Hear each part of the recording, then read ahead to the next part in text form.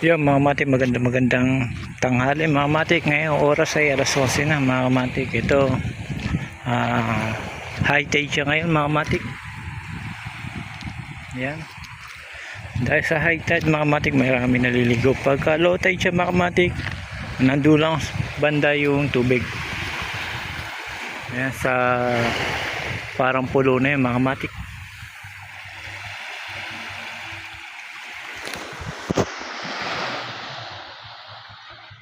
Diyan mga matik, pagka low tide, diyan may tubig diyan. Pagka high tide mga matik, hanggang antas lang neto, hanggang balikat lang ang taas neto mga matik. Yun na yung pinakamataas niya. Ang dami mga umang mga kamatik, oh.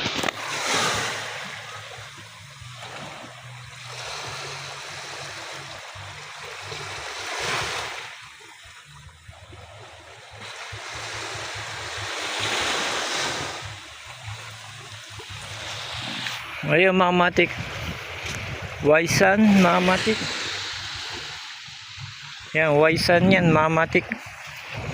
Kung gusto nyo maligo mga matik, automatic dito yan sa Paguriran Beach Resort sa Baco Sorsogon mga matik. Yung mga halaman na dagat mga matik, ayan, napapadpad lang yan pagka naano siya dito.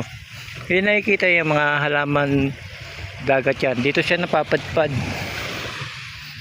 Pero mamaya wala na rin yan. Maganda yung tubig, malinaw mga matik. Wala ka nang hahanapin pa sa linaw dito mga matik.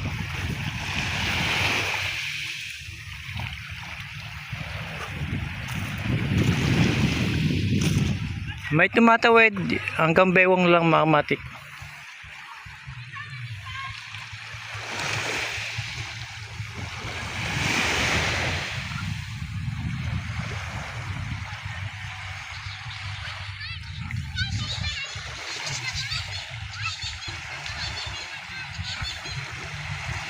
Ayan mga matik, sa ngayon sa sobrang init, pwede mga matik, malamig yung tubig.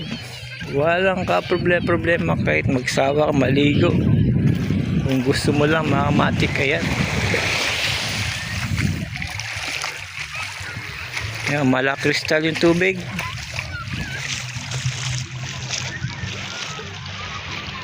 Ayan, marami naliligo mga bata mga matik.